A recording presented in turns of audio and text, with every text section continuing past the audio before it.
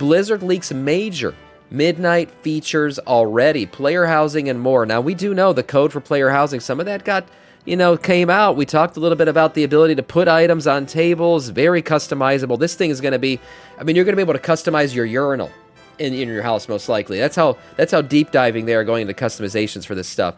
So Doran has a little summary here, all the features of Midnight that have been leaked so far.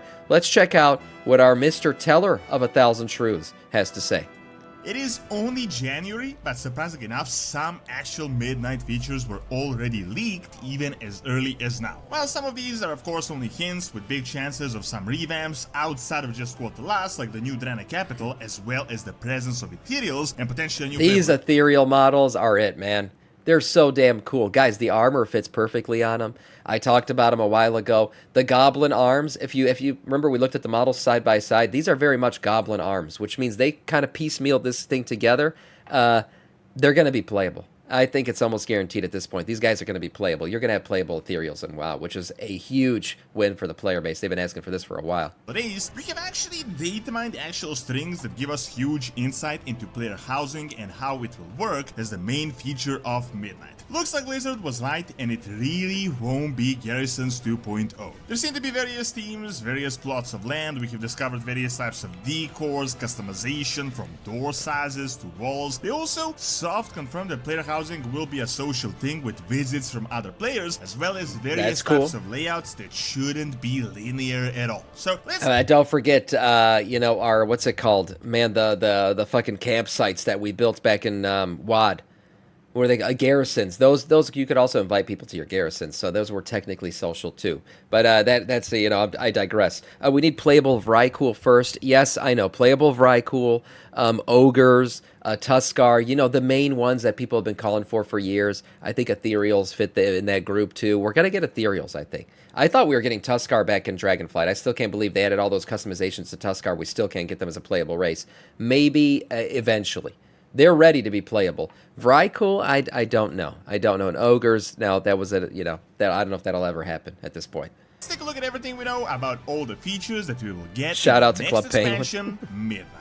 So I just opened a second channel for Raid where I've released Verlox. a whole bunch of videos, and I'd really appreciate you guys checking it out, as currently a lot is happening in the game with the new update and the new completely Raid Shadow champion, Legends, yes. Alice the Wanderer, that you can get by simply logging in. All you gotta do is click my link in the description, download the game, or scan the QR code that is on the screen. Alice adventures upon us with 5 brand new legendaries from your favorite childhood stories, like the Queen of Hearts that you can get in the new event, the Mad Hatter, Cheshire Cat, Alice. Damn, Cheshire Cat's on roids. Logging in for 7 days, and I've also fully reviewed her on my second channel only a few days back. If you're also just beginning, I've got some really quick guides on how you can get the best out, and it's so you can avoid making the same mistakes that I've made in the past.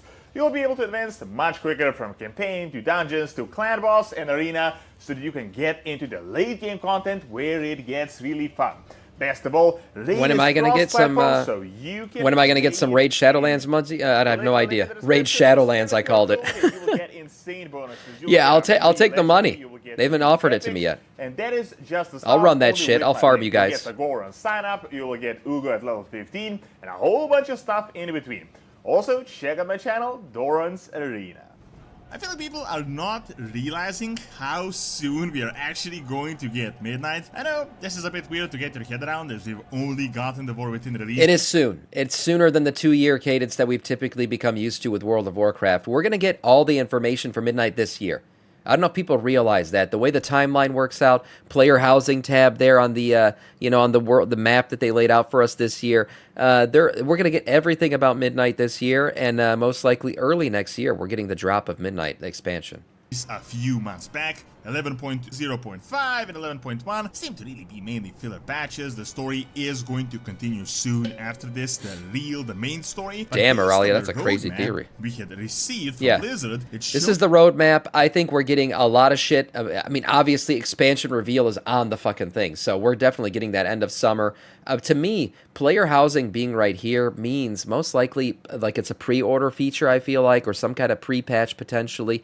I think we're gonna dabble into Midnight, and obviously with the whole Legion remix going on as well, leading into the release of Midnight early next year. shows us that Midnight is actually going to be announced this summer. Late summer. This implies a few very important Probably things. August. The most important thing that it says is that the main storyline for the War Within will have to end by then. This means that 11.2 will be figured out with all the really important spoiler cinematics that will happen before then. Keep in mind, Midnight is literally the massive void invasion of Azeroth, a culmination of the War Within, and we have to figure out by then how it bridges from the War Within and Khazlagar into Midnight in the Eastern Kingdom. So all the storyline, the main stuff, the real meat of the expansion will happen prior to late summer and prior to the announcement. The other stuff, like 11.2.5, 11.2.7, will only be filling out loose ends. Yeah, it's all story content, really. Heritage-type quest lines that will set things straight. Those patches are probably like the last two that we've gotten here right now in the game. You know, you got your Cersei circlet, all that shit. You're just going to really get some story filler at that point. What else did they have on this thing?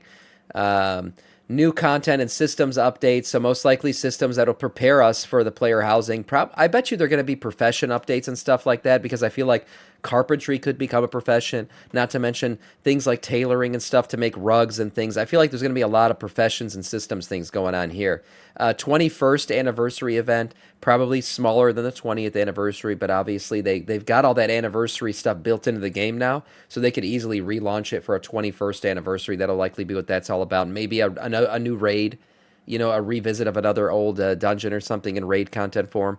Stories and quests, obviously finishing out that stuff, and then new content and systems updates. So I mean, that's what all this is about.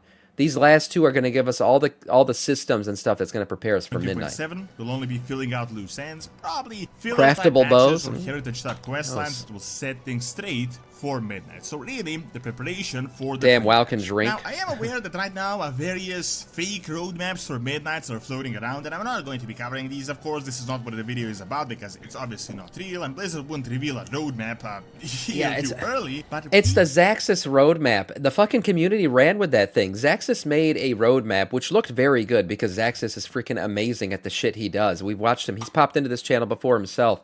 People took that and ran with it like it was a leak. It wasn't a leak. He didn't even present it as a leak. But I think somebody screenshotted it, posted on a Reddit forum, and then everybody lost their fucking minds. Blizzard did not leak a roadmap. Any videos you see out there of a leaked roadmap, they're not true. We have a few yeah, we love Zaxxas, we do. In the game on what could be coming in Midnight, but not to leave you with my crazy speculations here, we have actually data mined some strings, official strings from Blizzard that answer so many these are real. The most important this is a real leak. Midnight, and that is player housing, and this is of course a legit Blizzard leak, so it shows everything from plot stuff to decor and how player housing will work. Now, before we get into it, I just want to reference the roadmap again, because I think a lot of people don't realize that player housing seems to be coming this out year. Before Midnight is actually released, and that it won't be like a year and a half between the Midnight announcement and actual expansion release, and all of this, of course, makes sense. First of all, we know that Midnight was half finished, like it was already heavily in progress by the time they announced the World Soul Saga back in 2023. Second, we know there won't be any 0.3 patches, so only 2 main patches with 2 mini patches in between, and some filler stuff like Plunderstorm. The roadmap shows 11.2 before Midnight announcement, and the other patches before housing. Now, I've talked about this in the previous video on the channel that you can check out, but this has been a systematic way of updating that Blizzard has been doing for ages now, and that is the update of all the faction capital as to what appears to be preparation for player housing, and it's really... I agree with him, and I've been saying that since they've been updating the player capitals. To me, there is no reason to go update Gilneas and not give us any reason to go there other than player housing. I think it's player housing. I think Undercity. I hope they do a Lordaeron revamp of Undercity and give us some really good storylines with that, because that is prime content right there. If we get some Arthas retelling, you know, some stories of how all that shit happened, man, what a great moment that would be. Maybe they remake the original, you know, Arthas returning home cinematic. Oh my god, there's so many ways that they could do that. That would be amazing. But that's besides the point. We've seen a lot of old cities getting revamped, and obviously races who previously lost their cities, where they're getting them back. We know we're going to undermine all that stuff. So there's a lot of city revamping going on. Silvermoon 2 is getting its turn. All that to me is for player housing.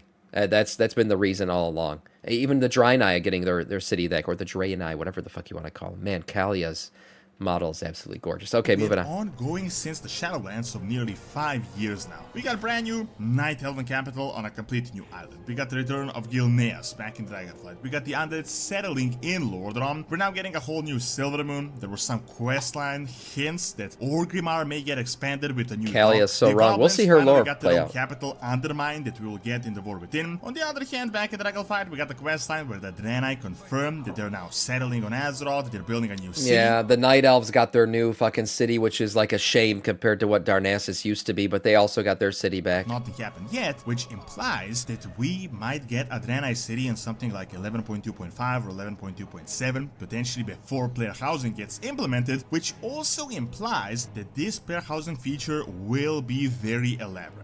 Now, before we read the actual data mine strings, I also want to mention something that is incredibly suspicious, and that is the data mined number of ethereal stuff. Now, I'm not saying for 100% certain that these are data mined midnight features, as it's still possible that they will use it in the War Within in something like 11.2. However, there has been a significant presence of the ethereals throughout this expansion, even hints that Zealotet may be related to them, but most importantly, we data mined a whole... I personally think we're going back to Koresh. I do. I think we're going to have some kind of vision or time walking shit. Maybe we use the Infinite Dragonflight or the Bronze Dragonflight to go back, but somehow we're going to go back to Koresh before it was destroyed by Demancius, and we're going to witness exactly what was happening in those final moments, because that is the direction that we're heading here on Azeroth. So how do you maybe avoid a situation or stop a situation from happening?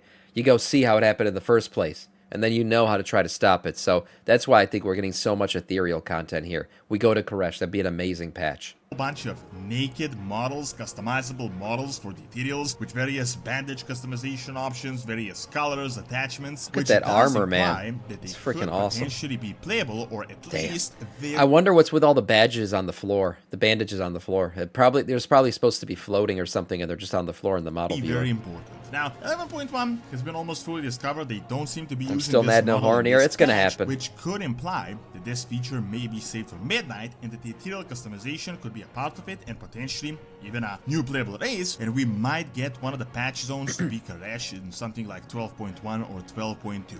However, interesting enough, on a build just a few days back from this video, people have managed to data mine a whole bunch of strings related to player housing, which is going to be the big midnight feature, and it looks like Blizzard was actually right in all the interviews. It wasn't just empty talk, it really won't be garrisons, the incredibly simplistic feature to just keep you logging in with 2 different plots of land, one for the Alliance, the other for the Horde. They said they wanted to do it right, and they have been trying to figure it out for more than a few years now. Now, keep in mind, these strings are only data mined now in January 2025, so it's very likely that these are subject to change. It doesn't say that this is 100% what will happen in midnight, and since nothing is concrete, of course, it is also subject to interpretation, as this is not the leaked beta of midnight, but just some behind-the-scenes code. So one of the strings says housing exterior component theme, and the option that it shows is human, which heavily implies that housing is actually going to be race specific, that I've talked about more than a year ago. So it's not going to be the Horde and the Alliance version like the Garrison. Yeah, not Horde and Alliance, but I do wonder if it's human, does that mean the house is in Stormwind, or does that mean you could put your house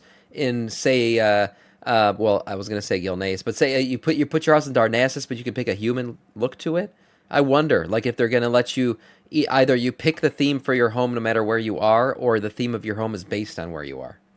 But very likely each race will have their own style of architecture, that'll be interesting, which we have seen so far in the game throughout these 2 decades. The gnomes obviously have a different style compared to the dwarves, and especially the humans. It would be really lazy if all Alliance races just lived in human buildings. Furthermore, they got various strings for decor and components and things like there's a lot of stuff. Doorways, which implies that not only will there be a whole bunch of customization options, but this really does seem like it will be a sandbox builder where you will be able to pick even door sizes and actually build things like a completely different game. Now, the decor theme strings show things like folk, rugged, generic, and opulent, which also implies that not only will it be race specific, but there will be various types of customization options. So you'll be able to build a great hall for a war chief with an orcish theme, but also opulent decors like Who the fuck's gonna pick an orcish theme? Who's gonna do that? Why do you want to live in a tent? A little mud hut? Come on. Everybody knows the Alliance aesthetic is better. Just pick an Alliance style home. Come on. Even you Horde players out there, you know. I know you know. For the Blood Elves. Plus, maybe not Little piece everyone of prefers Canadian. the opulent style for the elves. So Look, my home will be in Stormwind. Everybody knows I play as a human. I love the human aesthetic in the game. My home will be in Stormwind unless they rebuild Lordaeron. If they rebuild Lordaeron, I'm going to live there. Because that is my true home. I would fucking love to go live in Lordaeron, but we'll see if they actually do that. you might be able to keep it a bit more simplistic with the rugged customizations. There are some strings, furthermore, You enjoy housing enjoyers. like walls. I don't care about housing. I don't, actually, and I never wanted housing in the game. I don't care for it much. I'm happy for the people who are happy, but because they're going to put it in, I'll participate in it. I mean, I'm going to try to, decorate it, see what it's going to look like, put all my achievements, hang them on the wall. I don't know if there's going to be enough wall space to hang up all of my achievements. There's a ton of them. But I'll put all that shit up, and I'll dabble in it. Why not? It'll be another Hearthstone, too, probably. Ceilings, tabletops, which, once again, as I said, show you how robust this is actually Lies going you to as be. a blood elf once? Like, yeah, this house I had or to, because that you could have house. raid on We the get alliance. door sizes, ceilings, tabletops, walls, and all sorts of features, which means that all these houses are going to be unique. However, this is not going to be just restricted to the interior. Our house is not going to be an apartment, but an actual house, as we have data mined exterior components that range from small, medium, and large, and this implies that we might be able to have our own garden or little objects outside of our house. Think of it something like maybe A little garden's fine. Profession's not fine. That was the Garrison problem. I hope they don't allow any profession shit to go out in these things. You could have access to an auction house or whatever, because now people have it on their mounts. I don't give a shit about that. But you cannot allow professions to just be farmed outside of a home. That was what created the entire gold currency. It destroyed the economy of WoW. So you got to be careful with that shit. I hope they don't do that. You got to be careful with how much utility you give these homes, because you still want people to go to the cities at the end of the day. a watchtower, potentially a lighthouse, or maybe even a filled with beavers windmill and in mooses. order to customize the exterior of our brand new house. Interesting enough, there is also a save house feature as well, Nice, which implies that we chaos. might be able to create actual house layouts, and you can save it in its entirety and like reuse it once again. In my opinion, I think this might be an account-wide thing in order to be able to share your houses to your alts, so you don't have to start building from scratch every time. sure. This also potentially implies that house building is going to be robust and time-consuming as well. Now, we also have some interesting errors that we have discovered from the strings, which is of course open to interpretation, but it definitely does reveal a few things. One of the errors says max decor reached, which implies that there will be a limit as to how large your house can be and how much you can do. And Makes I'm wondering sense. at the moment whether this will be something that will expand over the years, and very likely it will be, because they did say they plan to expand the system after it is implemented. So let's say you can only place 50 decor items, but if you finish the campaign or something, or some achievement, you might be able to unlock more. This could mean that the more I can hardcore imagine that. players would have bigger and richer houses as opposed to casuals. Now, another error says locked by other player, which is essentially a Well, they'll have bigger homes as opposed to casuals, unless you pay, of course. There's going to be some paywall shit to go on in this houses for sure. I don't think they're going to lock anything behind paywalls, but they're going to allow people to, hey, you want to buy some things maybe for your home? Here's some stuff on the BNet store. Go out there, check it out. You want a cool chair? Go ahead and buy that thing. Or you want to expand your home? Here you go. $50, go expand your home. Guaranteed that kind of stuff's going to happen too. But I think for the most part, it's going to be in-game items, achievement items, things like that people will be putting up in their homes. soft confirmation that other players will be able to visit our houses, which in my opinion is not that shocking at all. My I house think would be it bigger is than realistic Stormwind, that jeez. most important part of player housing, I think people would be writing if other players weren't able to visit our house. Blizzard's whole shtick was that they don't want to create player housing to isolate the players from the community, but to enhance it instead. And I think the social factor of player housing is going to be a pretty big feature. Now, the last error string we have data mined is plot not found, which implies various plots of land. Unfortunately, this doesn't really reveal Interesting. much, and I think, in my opinion, this is the most important part of player housing. It will be a pretty big deal whether every race will be able to settle on their own land, or whether we're just going to get some BS new undiscovered island off the coast of the Eastern Kingdoms, and I everyone hope will not. just be living in this sand. I don't think so. I feel like all these city revamps are for a reason. Sam, better human story, Varian or Uther. Both really good. Because Uther is attached to Arthas, so I think Arthas has the best human story. But if I had to pick between Varian and Uther, I'd probably go Varian, actually. He has attachment to Arthas as well when they were kids, but Varian's ending was absolutely glorious, going out the way he did. Zone. I think this champion would of be the the Alliance. lazy and the lame version of player housing. It doesn't make much sense as Uther to why got the messed up in Vanite, the Shadowlands Tauren, a little the bit. Orcs, the humans would live on some random island and not settle in like Mulgore or Durotar or whatever zone they prefer. I really wish the plots of land would be race specific and plentiful as well. I think having various sides of Azeroth available for player housing would be amazing. It would really make the world feel alive, and it would take so much more work, but it would definitely be worth it to promote this as a feature. This, however, we don't really know yet, but based on how long they've been preparing and discussing this feature, I do think it is a high possibility. So really, that is as much as we know about Midnight, and I feel like this is the main expansion of the World Soul Saga that the people are excited about. However, only a few months from now, we will get the actual announcement, so we will know things for sure. Thanks for watching. Check out the upcoming Grand Capital by clicking on the screen, and check out my raid channel by clicking on the Good screen video. as well. See you next time. Veil of the Eternal Blossom you call home? Yeah, definitely. Look, player housing, I think it would be received poorly if they just create an island off the coast of the Eastern Kingdoms and, oh, everyone's houses are there all of a sudden. Yeah, that's not the way to go about it. I think they need to let people pick where they want to go. Now, I know there's proponents out there that say, oh, I want to be able to plot my house in the middle of the Barrens or something, or Westfall. I don't think it's going to be to that extent, and I don't think that's what they're going to do. I think you'd be able to pick your city where you live, and that's where you're going to be.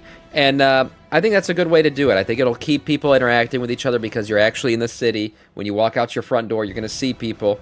And it'll bring life back to some really old cities that haven't seen any population in a long time. So I think that's a good thing. If you let people plop their houses anywhere in Azeroth, I think you're going to spread the player base too thin. I do. If there was no sharding in WoW and no servers and it was all just one big mega server, I think you could pull something off like that. But with servers and everything else, I just think that'd be it wouldn't be the right move. But nice video from Doran. A lot of truths were spoken in this video. And as I said, trust in Doran. He'll lead us to the truth sometimes.